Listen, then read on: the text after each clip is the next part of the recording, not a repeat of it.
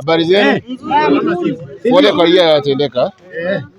Tungeomba tuwe watulivu kidogo. Kuna postmortem inafanywa kesho. Tuangalie chanzo cha yeye kufa ni nini. Na kama mtu atapatikana alihusika kwa hiyo sheria, kwa hiyo nini, achukuliwa tu hatua.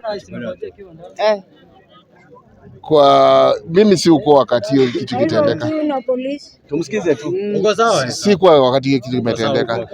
Mimi nimekuja nimepata maandamano, mtu amekufa. Postmortem itachukuliwa, fingerprints imepotea. Itakuwa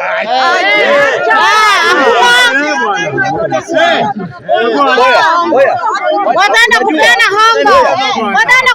hongo wafiche evidence. Sikiza.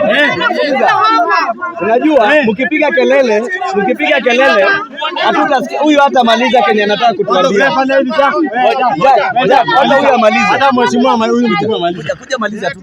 Hata huyu amalize. Hata amalize tu. Haya, maliza. Haya, sikiza hivi.